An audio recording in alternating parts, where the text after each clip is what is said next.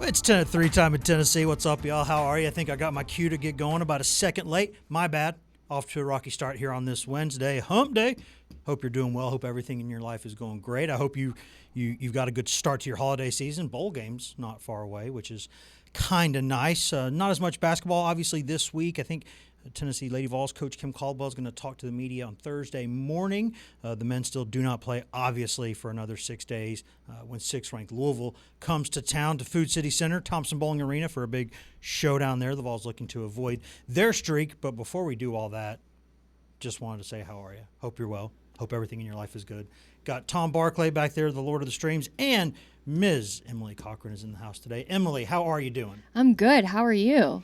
I'm doing all right. It's the way my head works, I'm still a little bit angry that I didn't see the cue to start until like a second or 2 seconds late. You got to wipe it off. It's okay. No, you go away. As future Hall of Fame football coach Butch Jones once said, snap and clear, right? You gotta move on. We got a lot to talk about on the show today. That's why we got to move on. That's right. We got it. Well, and we're going to talk a lot obviously about Temple football. Your Owls ended the season. I don't know if we have to. I think we could maybe talk about some other fun things happening in the city of Philadelphia. Thought they were going to go bowling, and then they lost their final 3 or 4 games. There are some close, tough losses for the Owls. Unfortunately, I don't really pay attention to them throughout the season.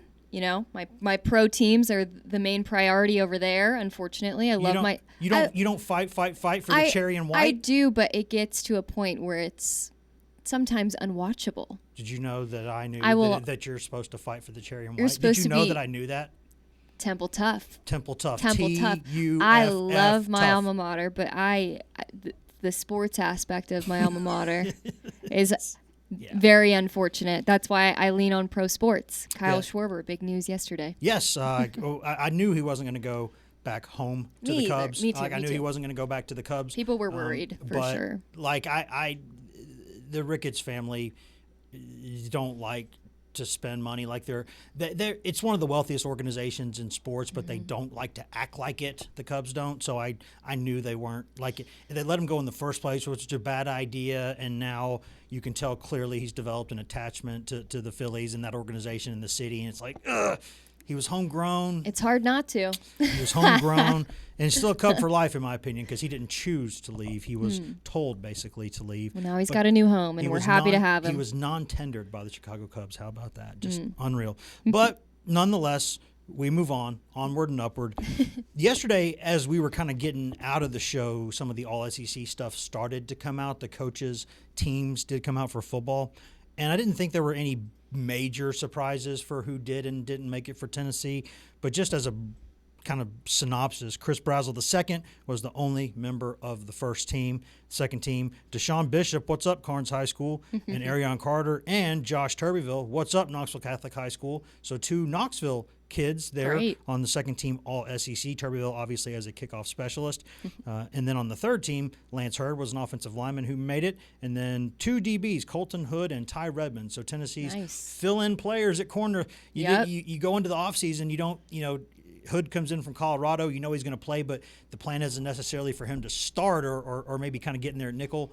Things go the way they go, and he has to jump in there at corner. And he and Ty Redmond had a bit of a tough start to the year as a freshman, and then clicked towards the end. Yeah, well, it's also pretty interesting, too, because you go into the season knowing that your 2 starting corners are out, and you were kind of hoping there were the very limited bright spots there were on defense. I think whenever 2 guys pop into my head, I think it would be those 2 guys. And in terms of if you want to say like snubs, I don't know. I'd have to go back and think if there were really any big snubs. I think the only one that, at least in my mind, I considered more, because you can't with quarterback, you can't, because Aguilar had a nice season, but when you got Pavia, Simpson, and Stockton as the quarterbacks, you can't say that's wrong. That they got those. I mean, honestly, all 3 of those received some sort of votes for the Heisman. They were on some ballots. So I'm not going to sit here and say they got that wrong. They got that right. But I think if there's one maybe that I think should have made it, it was Braylon Staley. Yeah, I mean, you think about his efficiency in SEC play, had a lot of big touchdowns in big moments. I think one against Oklahoma, right? That was I know they one lost of the that plays game, of the but year. one of the plays of the year, of course, and such a good kid off the field too. So you take all those things into consideration. Maybe a potential snub, but when you look at the season Tennessee had as a whole, Yeah, I mean, and the offensive numbers by and large were fine. And I think Staley, as a freshman, 64 catches, 806 yards, 6 touchdowns, not bad. And you look at the games that he had: Arkansas 6 for 109, Kentucky 6 for 105, Bama 10 for 92, Oklahoma 5 for 75, 6 catches against Vandy to end the season. He's gonna, if he's healthy, he's got maybe one more year because he's a redshirt freshman. So I guess he could go to the draft after next season, but we'll see. You never know how people develop physically. Do they stay healthy? What kind of numbers do they put up? But he's got those. He's just got those genes. His dad was an SEC football player, and the stuff that he's doing in the slot position. Like, if you are in a Josh Heupel offense and you're good at the slot position, you're gonna put up big numbers. And I think, depending on what's going on at quarterback, what's going on with the offense next season, all that stuff, are they being protected well? I mean, ask Velus Jones Jr. what you can do with the slot position in this offense. Ask people who have played it for him at Mizzou, Oklahoma. The slot position in this offense gets the ball a lot. Mm-hmm. Joey Aguilar gave all 3 of those receivers a ton of opportunities, talking about Mike Matthews, Chris, and, of course, Braylon. I feel like Chris had the ball a lot this season, too, so I think that first team is definitely warranted for him. Yes, and he's a guy who I think probably almost certainly declares for the draft. Yeah. Now, is there a situation – I could see a situation where he enters for the draft and goes into the portal at the same time, just because that way – and that doesn't mean necessarily that you're leaving Tennessee. That just means that you're declaring for the draft, and if you don't love your draft grade, then you are still – leaving options open to put yourself on the market for either Tennessee to pay you a lot to come back or somebody else to step in, maybe LSU with all their flush with their Lane money and hype, or just whoever it is. He played at Tulane. He's from Texas. Like, maybe Texas would come into play. Maybe LSU would. I mean, there's a lot of things that you could see there. And honestly, Tennessee fans won't like hearing this, but if I'm representing the kid, I tell him, you declare for the draft, and at the same time you go into the portal just so you're guaranteed a big payday for next year. For sure. You mentioned draft. That kind of brings up in my mind, for whatever reason, who's going to play in this bowl game? What guys are we going to see? Yes. I mean, Aguilar will play. You think? I don't know why he wouldn't. Yeah. I mean, it's not. I don't know if it's more of going to be like a Heupel decision type of thing, where he alternates guys and tries to give, like, maybe George a few opportunities, a few reps before we get into next season. Are they going to have Faison for this game? I mean, I think they enroll, but I don't think you wouldn't play them just because that would. You could still redshirt them, obviously, within the rules, I think. But I don't know if you could then redshirt them again next season if for whatever reason he gets hurt. I honestly, off the top of my head, don't know that rule, and I should, so I'll look that up. But I think, my concern with that in this situation, why this one's different from, say, letting Nico play and having Milton step away, that one made all the sense in the world. Because you knew Nico was going to be the guy next season. The guy, yeah. I don't like... And I've said this many times, I don't like making coaching decisions based out of fear. Like, I think in that's one thing that when Heupel came to Tennessee, one of the things that I liked the most was Tennessee for years under different coaches had sort of always operated based on where am I vulnerable, what can the opponent do to me? Like, that's how they would think at first, was what can the opponent do to me? Instead of, when Heupel came in, it was, okay, here's what I have. What can I do to opponents? How can I hurt people? Not how can I be hurt? How can I go hurt people? And I think that sort of aggressive mindset as a program is what you need. Like, it's not like you don't worry about what other people do. Obviously, you scout, you do all these things, you self-scout, you analyze.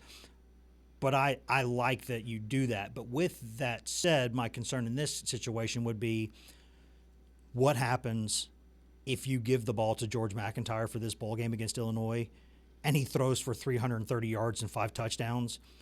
what's Faison Brandon going to do? Like, does he think, oh no, and he's like, I might leave now, and okay, that's. But again, I say this, I don't like operating based out of fear. Yeah. But I think in this situation, I'd be like, hey, Joey, you want to give it a go and play one more game? Or if it's that, hey, that's maybe, an interesting perspective. I didn't think about that. Or you say, hey, Merklinger, everybody thinks that you're going to go in the portal. Yeah. But let's give you a chance to go out there and put some stuff on tape. For sure. And you can go out there and you've been a good help in this program. We want to help you as best we can. Let's give you some reps and let you go out there and see, But then I would have an issue thinking, well, God, what if he throws for 330 yards and 4 touchdowns? Then what are you doing? So I think I just play Joey, but that's to be safe. Yeah, I mean, I hate to say it because I don't like. What if it goes the opposite way? What if Jake goes in, throws 3 picks, and Tennessee somehow loses that game? What's the? I don't. To me, the defining moment of this season has nothing to do with what happens in this game. And I'm not saying it doesn't matter, but it kind of, you'd like to end the season ranked, and if you win this game, you'll probably slip back into the polls. That looks good on paper. Yeah. I get that part of it, and it gives you a little bit of a good feeling. But I said right after that Vanderbilt game, and I believe it now, the defining moment for this entire football program, everybody, from the head coach down to the custodians cleaning the building at the end of the day, people changing light bulbs, people adjusting cameras, working cameras for practice. The way that Vanderbilt game ended, and the way Vandy just danced on your grave for the final 8 minutes of that game and taunted you in your own stadium, Vanderbilt did that to you. I think if I'm Tennessee, if I'm Heupel, if I'm anybody in that program, I just play that on a loop. All summer in the building, all summer, all winter workouts. I put that on a loop where you remember every second. Yeah, and a win. I guess a win against Illinois wouldn't erase any of that. So yeah, interesting points you make. I mean, but I don't like operating, generally speaking, out of fear. Mm-hmm. I think there are some cases where you're not operating out of fear, but you're operating with considerations in mind. You're operating with, okay, what are the – and quarterback's the place where this is really different. Because if it's a wide receiver in a situation like that who balls out, it's like, fine, there's 2 other spots. Mm-hmm. If it's a corner, hey, there's another corner. If it's a safety, there's another safety. Linebackers, defensive line, you got all kinds of options. You can roll 3 to 5 guys up there, do whatever you want, different formations. Line, scrimmage, fine. Tight end, fine. You can play multiple. Quarterback's a little different because it's your guy. There's one, usually, right? And if you have 2, you have none. Unless you have like a wildcat quarterback or a short yardage specialist, or the way that Florida used Tebow when he was a freshman. That if you have that, then you can have 2. But if you're just, I really do believe that if you have 2, you usually have none. So those guys are different. They're paid different. They're treated differently. They're handled with kid gloves. It's so hard now. You used to, as a program, be able to have like 3 pretty good quarterbacks at a time in your program. A starter, a capable, oftentimes veteran or talented youngster at backup, and then a safety third guy. Like you wouldn't normally have, if you had 2 backups, one would be older, one would be younger, and then you'd have a kid coming in the next season. That used to be how it was. Now they can go anywhere, anytime, and they will, because only one of them's going to play, and they have egos, and they should. And you could tell them they're 1 play away, Emilie. You could say you're 1 play away, but yeah, maybe that play happens. Maybe it doesn't. Maybe I'm wasting a year. So it's just hard. They're different. They're different guys, I think. Yeah. But, I mean, that's – I think your point originally is a really, really good one. Who the heck is going to play in this game? Yeah. Like the Heupel, I would imagine, as soon as the season ends, your priority for the next few days is, okay, signing day's 3 days or 4 days away. So let's make sure the hay's in the barn there. Well, the other part of it too is, there's so many young guys on the team, and it's from a fan base perspective. Are they going to want to see what the future looks like a little bit earlier in this bowl game, or are they going to want to try to end this season on a high note with a win? Because from what I've kind of been seeing along social media lines is they want to see what the future of this football program is going to look like. Show us what these young guys can do, and maybe not play it so safe for this. Because at the end of the day, it's a Music City Bowl against Illinois. It is, and I don't like being of two minds on something. I like, you don't want to, you can't hold, you can't hold but two things. You know what I mean? Like you can't half do it. You got to do it one thing, right? And so, but I still believe if there's seniors on this team, this is the 2025 Tennessee football team. And if anybody on that team is a player, a senior who wants to play in that game, I don't think as a coach I could look them in the eye and say you're not playing. Totally. I mean, if William Wright, for example. Yes, like if we want to say these things matter. Yeah. But there's a lot of positions Ben Bolton, there's other guys like but in the situation with Milton a couple years ago, that was just kind of a, hey, everybody's frustrated. Joe, you want to start getting ready for the draft? We give Nico a chance here. Well, that was also the way it was supposed to be lined up, how you were just talking about, two guys, but we knew that Nico knew in that first year that he wasn't going to play and his reps would be valuable. Yes, and he was going to learn a lot from Joe, and then when Joe's gone, you're our guy. Whereas I feel like Tennessee doesn't necessarily have that right now, right? Obviously. Competition. Yeah. With George. You got to earn it. Yeah. And that's why I think – so I think I really like the way Dillingham, the head coach at Arizona State, handles a lot of this stuff. He says, listen, if you want to go in the portal, that's fine. And you can still play for Arizona State in the bowl game because you are a part of the 2025 Arizona State football team. And whatever you do in 26, we'll talk about that after this season. If you want to start preparing your options now, go ahead. You're still on this team.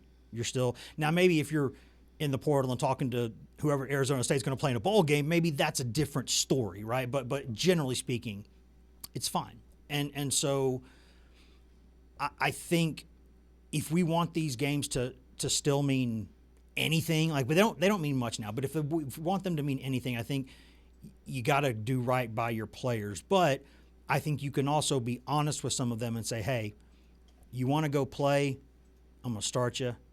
We're going to play, but we're going 50-50 on these reps. So it's either going to be, half here, half there, or it's going to be alternating series, or it's going to be he comes in on third and longs all game. Then you can kind of get into how do you work this out, right? And I think the other thing I would think about is some young guys, it's good if they go out there early, even if they get their tails kicked, because that might be what motivates them. Oh, this is how I'm supposed to do it. If I'm not prepared, this is what's going to happen to me. Yeah. And they'll get better. Some guys, you put them out there before they're ready, it breaks them.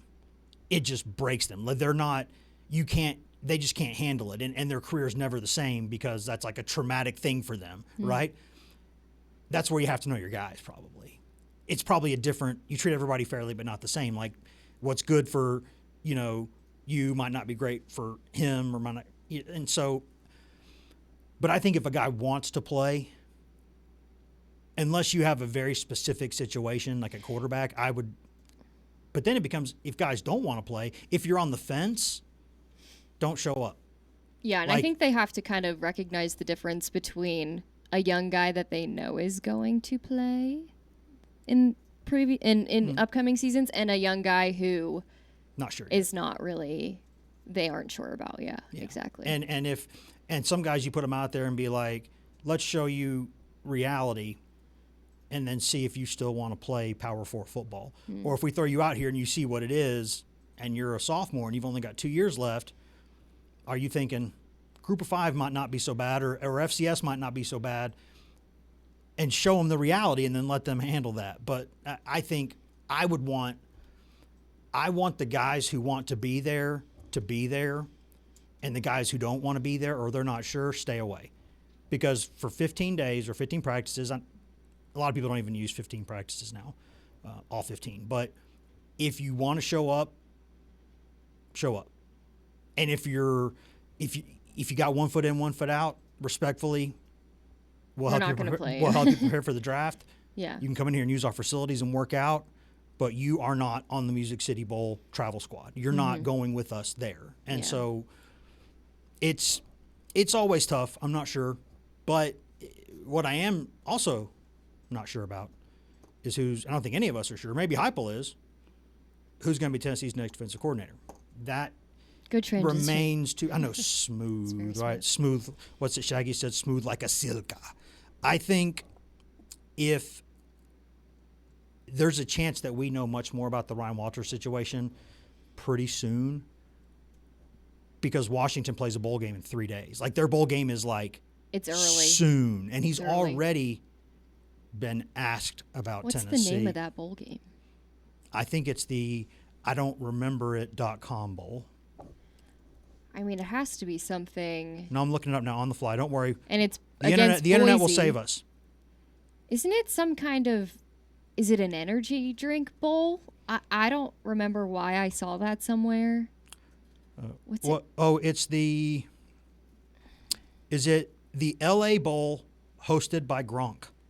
Wait, hold on. I think that's the name of it. I don't think that can't be the name. Hold on. I think that might be the name. State versus. Talking Gronk or Grok? It's the. I think not Grok. I think Gronk, like Gronkowski. Like Gronkowski. I think it's. Yeah. It's the L.A. Bowl. The Bucked Up L.A. Bowl is what it's called, and I think Bucked Up. That's a name. Is Bucked Up not an energy? It's a protein. That's what we say. We have Tom and I have a chant every day before the show. We put the hands in the middle, and we say, "Let's go get rucked up." Every day. Yeah, look, that's a big part of our editors note that actually does not happen. Yeah. Of our pre-show ritual. Okay, now, Tom's caught me in a lie. That wasn't a lie. Just it's just imaginary. Bucked Up LA Bowl 2025. There you go. But who somehow Gronk's involved? Interesting. I don't know if he's maybe a brand ambassador. Hosted by Gronk. Maybe something he's a like that. Bucked Up brand ambassador. There he is. So we'll know in 3 days. And speaking of Tom, who has let the cat out of the bag that we don't actually put our hands in the middle of the circle and say, get rucked up before every show. Never happened. Never happened. Apparently, in my mind, I'm unfamiliar with what you guys are talking about. My truth. I am too. my truth is that that's part of our ritual. But here was seriously Ryan Walters, Washington's defensive coordinator, Purdue's former head coach, Mizzou, Illinois, knows Heupel. I thought he had some interesting answers here. Do we have it ready, Tom? We most certainly do. Take a look. Here it is. Just to get right to it, I guess, sort of report that you're a name to watch in the defensive coordinator search at Tennessee. Is that true? I mean, that's a pretty easy, connect the dots deal. Obviously, I've coached with a lot of those guys in the past. Know and respect them, fully. But rumors are just rumors. I've had zero communication with anybody over there regarding any kind of job. I know there's an opening there. So like I said, if I was a media member, I'd connect the same dots as well. That makes sense. But, right now, those are just rumors. Is it your expectation you'll be here in 2026? I hope so. I really enjoy this place. Right now I am the defense coordinator at University of Washington. We're playing against Boise State on Saturday. I enjoy Seattle. My family lives here. Love it here. So that's where we're at right now. That's the answers that Ryan Walters gave, and I've talked in all seriousness. This is something we actually have talked about, where we have a segment at times called "What It Mean Though," where we play what somebody says, or what somebody says, or the alternate script of that is I ask some of the younger people in our building, some of the others who are younger than me, if some of the words that I use are still words that people use, or if I officially so that's the other component of it. But what it mean though, part of it is taking a press conference and saying, okay, what's that actually mean? What it mean though? Hashtag what it mean. Hashtag what it mean though. That means he is interested in the defensive coordinator's opening at Tennessee. That's exactly what that means. It's interesting because he said that he had, no communication with anybody yet, but then also said that he's not surprised that media members are speculating. And that he knows there's this. an opening there. Yeah. I know there's an opening there. He's saying all the right things. I know that people could easily connect the dots on just how close I am with Josh Heupel after working with him at two places and working with other members of Tennessee staff, and also being close with the Odom family, who Heupel's close. He's like, you can connect all these dots. Yeah. But I'm happy in Washington, and I would be happy to be here next season. Yeah, it's always telling when the words yes or no never come out in the conversation. Correct. And the easiest thing, of course, is to say, and coaches have been doing this for years, this is how you lie without lying, or you obfuscate without lying I necessarily. hope to be here next year. Well, what you say is, I've not talked to Tennessee. That doesn't mean your representatives haven't. That doesn't mean that you've not talked to either your agent or Heupel's agent, or maybe they even have the same agent. Maybe it's possible, because Walters was a head coach at Purdue, so he's probably got a pretty good agent. Now, it didn't go well for him as a head coach at Purdue, but that's a tough job, and if years ago, like John Chavis had gone on to be a head coach and it didn't go well, it would not change the fact that for years and years he was one of the best defensive coordinators in college football. Like sometimes, and I'm not saying I think Chief could have been a good head coach, but he just didn't want to do all the other stuff that comes with it, right? And so having 2 bad years as Purdue's head coach, especially really when you're bad young, years. Really bad. he was 5-19, I think, as well. So let's not put a pretty picture on it. It was a bad situation. Now he's taken the job at Purdue because Purdue, it's Purdue. Yeah, it's is what it is. And he took the job when he was about 35, 36 years old. So he's only 39 now. But regardless of that, he built really good defenses at Mizzou. And when he left Illinois to become the Purdue head coach, he was Illinois' defensive coordinator and had maybe the best defense in the country when you look at yards, points. Now, I've said forever, it's not just about yards and points per game in this era, because it's about efficiency. Because offenses might go, like Army's defensive stats are probably always going to look pretty good, because Army has the ball for like 140% of the game. Yeah. So they're always there's fewer possessions, fewer plays. Where if you're Tennessee or somebody like that, you're, or some of Lane's teams, or some of, Hugh Freeze's teams at times, Gus Malzahn's teams, you're going fast, so there's more plays. So I look at what are your efficiency numbers, what's the stop rate, you hear stop rate, red zone efficiency. But that defense he had at Purdue, or at Illinois, I should say, was one of the best in the country. And he's 39 years old. He's been a head coach. You can tell he's already got the head coach thing down of saying a lot of words that don't mean much. Yeah, he's got that going. So he's already got that going for him. So that's a good fit for Tennessee football. Yeah. But it's, I think if you're Tennessee and if you can get this guy, do it. Do it. Went from 55th nationally in scoring defense to 22nd at Washington. In 1 year. One year. I think nobody scored more than 24 against them this season, and I think that was Oregon maybe who did that, 24 or 27. It wasn't a lot. Yeah, but that was a pretty big jump for them defensively. And he's young, a sense of familiarity because he's worked with Heupel at Mizzou. Mm-hmm. Another little fun, what's it called? Gibbet? Fun fact. Fun fact. Fun tidbit. Tidbit. Tidbit. That's what they say tidbit. Around here. But we get rucked up here, so you can say whatever you want. We do not. Stop. We get bucked up. The LA Bowl Hosted by Hosted in LA. At Colorado when he was a safety. Mr. Linebackers coach at Tennessee was his coach. Say his name. We all love him. Oh, William Inge? Everybody. I mean, you talk to William He's Inge. such a cool guy. When you never walk out of a conversation with William Inge feeling better or feeling worse than you did when you came into it. He's the guy who, like I talk about here, like how Elijah's just our vibes guy. because he is. everywhere he goes, like your day is never made worse by his Never. appearance. Never. Your day, when you see him, you just immediately get happy, and everybody around you can. If you followed him with the camera crew, you would see that everybody gets happy when he's around. And so Inge is just one of those guys who somehow it's just not something you associate with many football coaches. No, yeah. Honestly. A great example this season, I don't remember which game it was. Actually, I think it was the Georgia game. The media members, some people at VLT and at 6, we were all taking a big media photo. And of course, got a photo bomb from him. And it was great. He was like, "Can I actually be in the photo?" He joined our photo. So we got a photo bomb version, and then we actually got him to take a photo with us. And every time you walk past him, he says hello. You don't get that with every coach, but it is nice to get, some friendly gestures from these guys. And he happens to be a good football coach. His linebackers didn't have a great year, but Arion Carter's injury probably had something to do with that.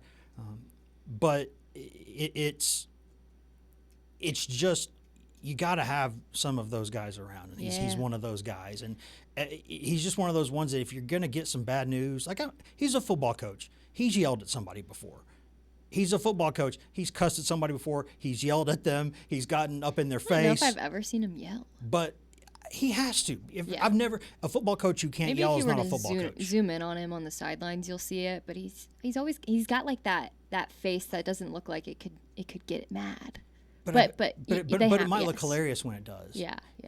It might be like, hey, if you guys keep playing well, I'm gonna be like this. But you know how bad my bad side is, and you don't want to see it. You want me to be happy. So but that brings me to what I think is an interesting point, which is we're not assuming anything. But let's just say, for the sake of this discussion, let's say Tennessee was able to pony up and get the thing together and get the deal done, get it across the line with Ryan Walters, and he comes to Tennessee. The question then becomes, okay, what next? Who's he keeping? And who? Yeah. Does he, because of his familiarity with Heupel, because of his familiarity with Inge and some of the other people in the program, does that mean that he's more likely to just almost keep the bulk of the defensive staff in place? Or does he, for instance, whether it's a D-line guy or a corners, or does he have somebody where he's like, this guy has to come with me? Like, this is my guy. Or does maybe he take some guys who come on as quality control or, assistants to the assistants, guys that there's a billion people you pay in a football program nowadays. So, and the budgets seemingly are endless. But it becomes a question of whoever comes in, is it just that? And does it need to be just that? Or does this person need to come in and make some changes? It's a fair discussion because I've said before, if you're Danny White, you hire Josh Heupel and you let Josh Heupel run the football program the way he sees fit.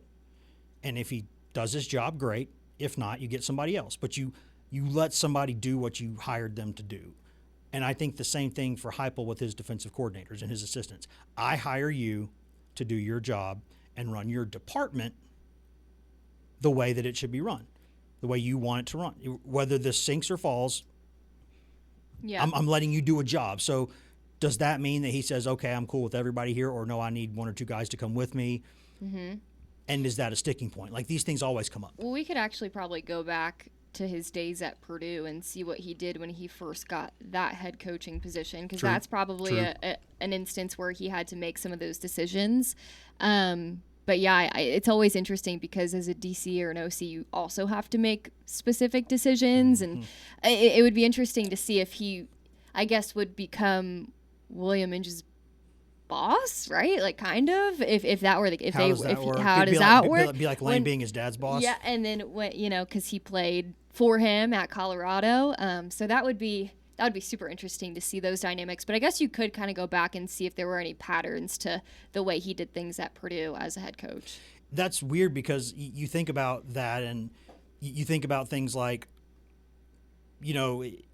like telling your own dad he has to do something or something, or you're a mom, or like that's where the age thing is super interesting too. It's because like if my dad and I were sitting there in the yard or whatever, my whole life is like, hey, go pick up that stick, hey, go do that, and I just it's still to this day, if he says go do something, I just go do it. It's my dad.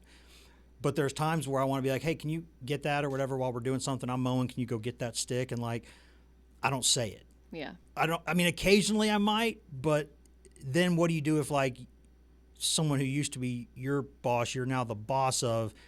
How do those dynamics work? That's kind of weird. Yeah, and I guess we can't jump to it just yet because this is just obviously us speculating. But definitely interesting to think about. We can speculate if we call it speculation. We just got to be upfront about what it is. Yeah. I mean, it's definitely an option. It's probably the most talked about option right now from what we're kind of looking at. And his reaction, his answers, kind of felt like they were like he knew that he was going to get asked those questions, right? Yeah, and he went a little further than you normally go with those kinds of things, and so that, I mean, hey, that could be just an issue of he knows, maybe he just knows I'm going to get paid more because of this. Yeah. Whether because I'm making what I'm making now, and I'm making it in Seattle where cost of living factor in with with state and local taxes and everything. Like, Seattle's not a cheap place to live. It's not. I'm sure with his salary he can do just fine, or whatever Purdue gave him as a buyout, probably just fine. But who says no to a situation where, hey, just my name being mentioned means I'm getting paid more? Who wouldn't? The guy's got a family, I'm sure. Who wouldn't think about that? So, yeah, I mean, I think because of the results that he's has as defensive coordinator, there are other names out there that would be plenty good. But with Tennessee, if this is the kind of name that's in the picture, this tells a pretty good story about what they're looking for here. To me, that says some of these names that you're being heard now, proof is in the pudding. Something that you say you're going to do does not mean anything until it's something that you do.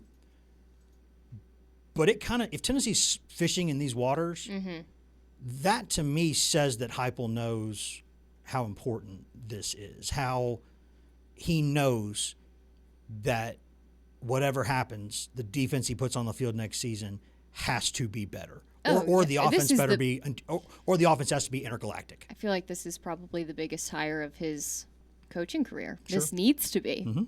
So yeah, a lot, especially with the defense that they had in 2024.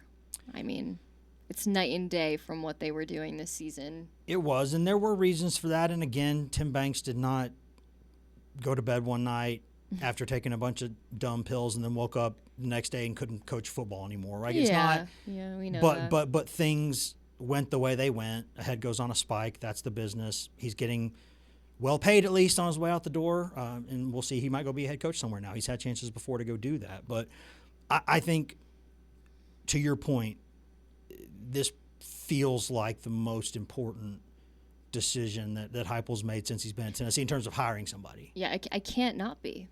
It can't not be. Because when you're the head coach and you're an offensive guy, and I know coaches hate this kind of label. They're like, I'm not an offensive guy. I just happened to coach offense before I got here. Like, I can coach defense. Very few people have legitimate experience as a position coach on both sides of the ball. It happens, but doesn't happen often.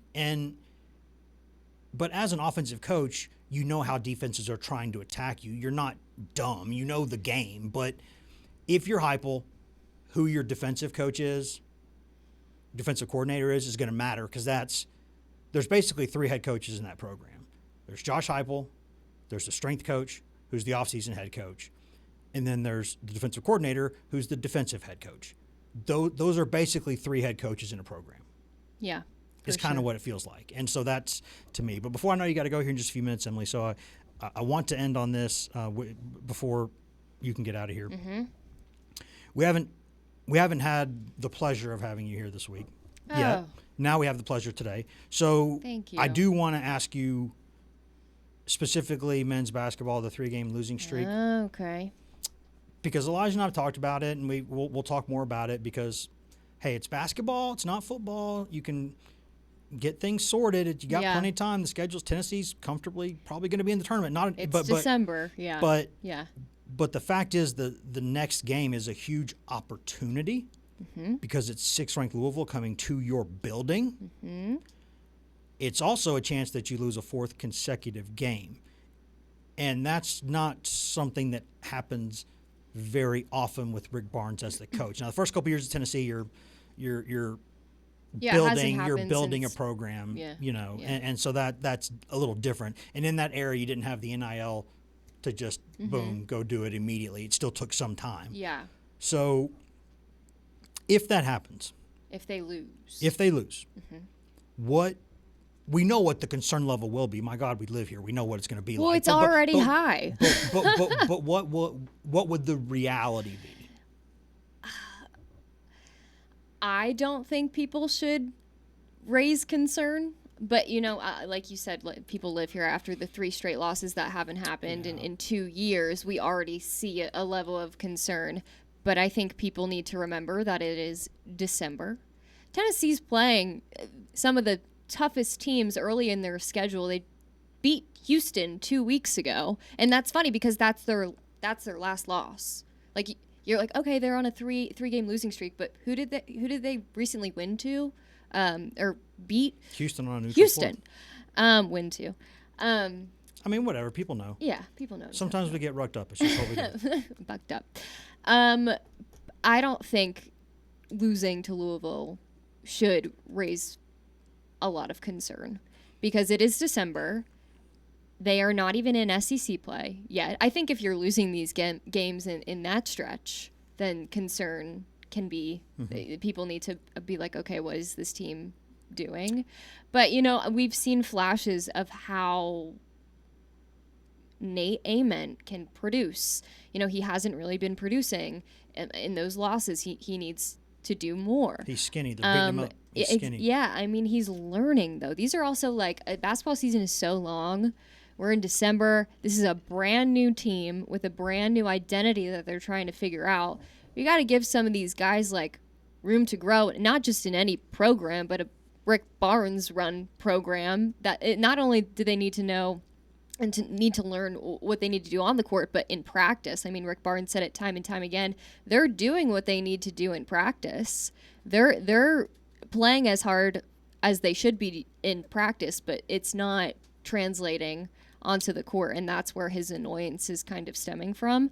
So I don't think that a loss to Louisville in a week from today, I guess, should obviously, would it be a great win for them to get and kind of maybe erase those 3 straight losses? Yeah.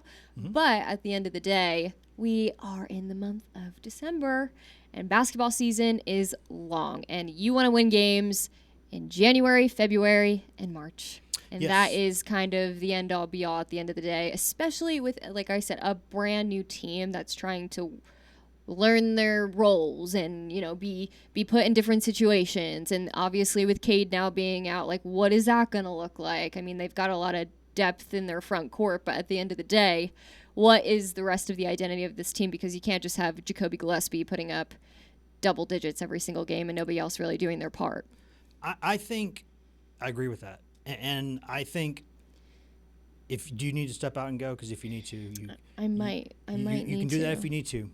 But if you need to, you can go ahead and you can either hear my rebuttal or you can just walk away and ignore me. I'm going to hear your rebuttal. It's not even a rebuttal. It's just an addendum, I guess. My thought is, yes, if you win this game, then a team that has a win over Houston on a neutral floor and a win over Louisville at home, that could bump you up 1 or 2 full seed lines for the tournament. So it does absolutely matter. And I'm not going to say that it doesn't matter. You don't want losing to become a habit.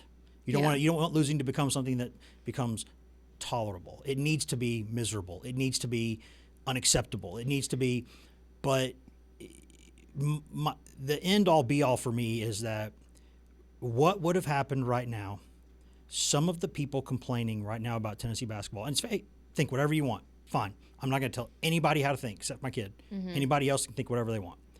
But if Tennessee were unbeaten right now or had only 1 loss right now, a lot of the people complaining the loudest now, you know what they would be saying? Who cares? He'll blow it in April. He'll blow it in March. He'll blow it in the tournament because he always does. So if you're going to have that kind of energy, you have to shut up until the end of the season. If that's your mindset, if you're going to sit there and if by one side you're going to say, who cares what if they're winning all these games now because he's going to blow it in the postseason like he always does. If that's your mindset, then you shut up until the postseason gets here because you would be negative right now either way. So and they're always the same people. Yes. Find a way to and wreak havoc and get scared about things, and And it's fine if you say hey, there's I don't think Tennessee's ever going to get to a Final Four with Rick Barnes, or I don't think they're ever going to get a national championship. If hey, history might say that you're right. That's fine. You can think whatever you want to think. That's fine. I still think being in the hunt every year is the best way to eventually get one, but it's the safest way I think to maybe get in the picture and get one. But if you don't care about anything that happens in the regular season, you can't suddenly care about what happens in the regular season because you are going to say, I'm not saying anything till the postseason. Okay, that's fine. Well, then let's wait. And everybody says, clean slate when March hits, but at the end of the day, you have to get. Yes, and if you're if you're a 1 seed and you don't get to the Final Four or win a title, or if you're a 7 or 8 seed and you do win a national title, doesn't matter what the regular season. Which team's going to be happy at the end of the year? Yeah, that's what I'm saying. So if your energy is consistently who cares until the postseason, you can't suddenly care. You can't. That's my stance now. You can if you want, but nobody's going to respect you. Yeah, I love it. That's what I'm saying. Get on out of here. I know you got to go. Mic drop. All right. I know you got to go. Thanks for having me. We are so happy that you were here today. Don't forget to get rucked up. My gosh. Don't. Hosted by Gronk. I think I'm gonna watch that full game. There you go. I think we're all gonna watch it now because it's I'm like excited for it now. The LA Bowl, let's go. LA Bowl, Gronk, Tennessee could be in the picture for this guy. Yeah. For sure. That'd be fine with me. Hey, we got some news while we were having a discussion. What do we have? What's news? SEC dropped its freshman of the year. Any guess?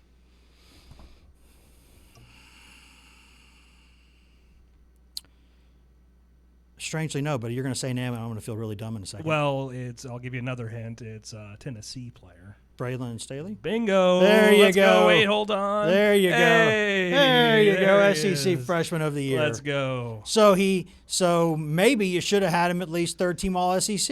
I don't know, but hey, that's still good. And I tell you, if you've not, you'll get to know this guy. We should have actually, and I hope maybe this week we'll be able to go back and play it.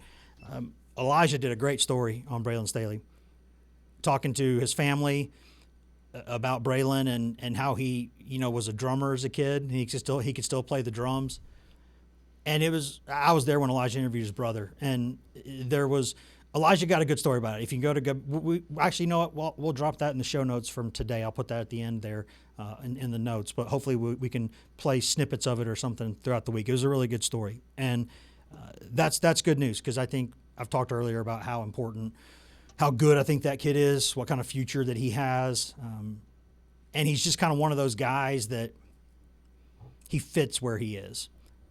I remember just, Elijah talking to his brother and his brother saying, I came with him on his visit here and we just kind of felt like this is it. This is the place.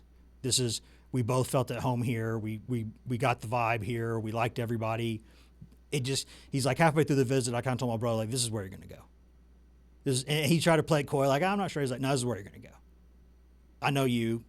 This is where you're going to go. And he was right. And I think he's a really good player. And I think now that as soon as we're done with this episode today, I'll probably go write that up. If we don't have it on digital already, we'll get it there. We'll get it to you. Hint, I learned about it because I got a push alert from the WBIR app. There you go.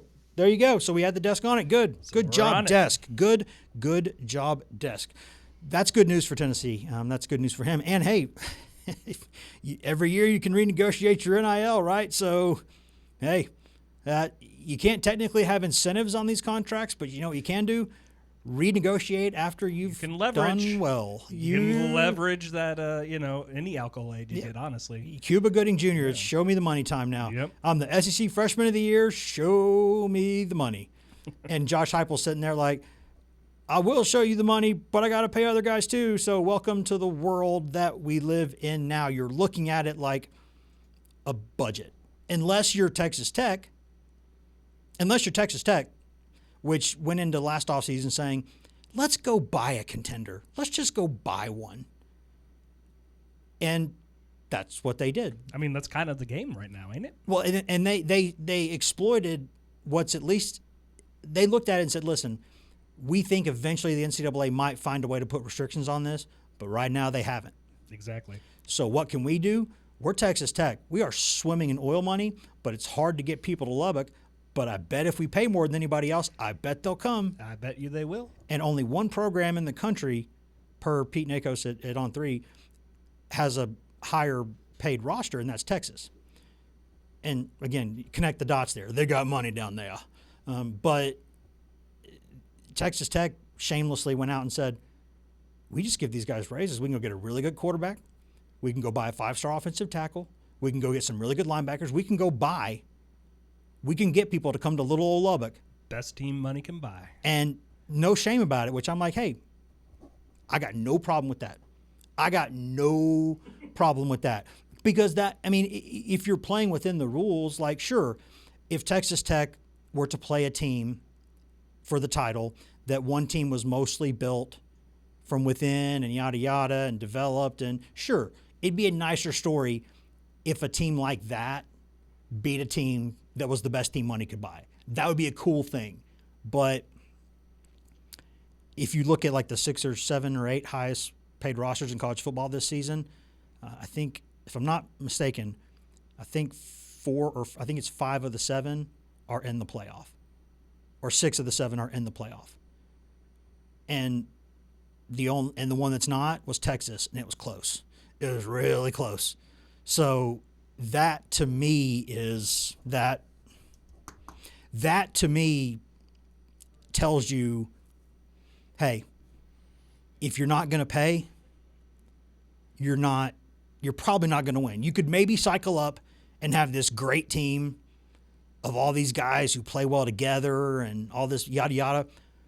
But even in that situation, if you're not at least one of the 15 or 20 highest paid rosters in the country, I don't think you have a chance. Well, think about Tennessee was like 8th or 9th. Think about the narrative or movie that would come out of that if a team that didn't necessarily throw a ton of money into James Madison. NIL, I guess the team themselves aren't throwing the money in. It's the collectives, right? But what's funny is I bet. Yeah, wink, wink. Yeah, I bet if you looked at those.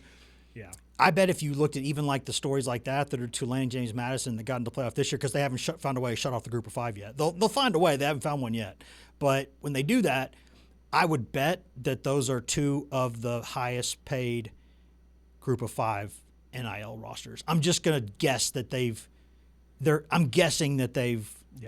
up there in terms of that. But before we get out of here today, I do think there are benefits. I've said before when we started the show, I did not care if my name was on it because it wasn't about me. But since my name's on it, I get to end today by saying a happy birthday to my son, who turns 4 years old today.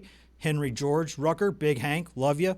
Going to go home tonight, and we're going to have a nice dinner and open your presents, and we'll have a good time. But since it's your birthday, every day, but especially on days like today, I think of the people at East Tennessee Children's Hospital. And the people who, for those of you who know Hank's story, he had some kidney issues. We knew about it when my wife was pregnant with him. Hoped they'd go away. They didn't. And had to have a half dozen surgeries. And 6 times, my wife and I gave to East Tennessee Children's Hospital everything we had. Like in terms of our life. We gave you our heart, our soul, our life. And every time you brought them back to us in one piece, and you made them better. And in this holiday season, remember, you could be sitting there, you're in line trying to find the very last Tickle Me Elmo or whatever it is that kids got to have. You're sitting in an airport with a flight delayed 3 times, and Then you get on a flight next to somebody who's big and sweaty and smelly, and you just can't handle it. You know, you're sitting there stuck in traffic. Try to imagine that the person next to you is one of the people who work at like a children's hospital. And the people that are there, they're heroes who walk among us. And they try to, they don't play it up. I'm sure in their own lives, they've got their own issues like we all do.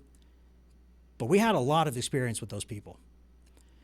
And every single one of them, from the people who were the doctors, Dr. Smith, love you forever, flew back from California just because my son had a reaction to one of the surgeries that wasn't great.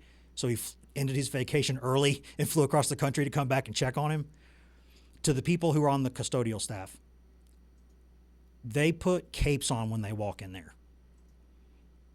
And they treat everybody in there like the most precious thing in their world is there. And I don't ever like to tell people where to spend money, where to do anything. I'm very, as a journalist, I'm just sort of always opposed to that. I don't like doing it. Now we're going to have sponsors for the show and all these things. So, but if you got a couple extra pennies laying around or just some time, go volunteer. They take movies around to the kids. They do magic shows for them.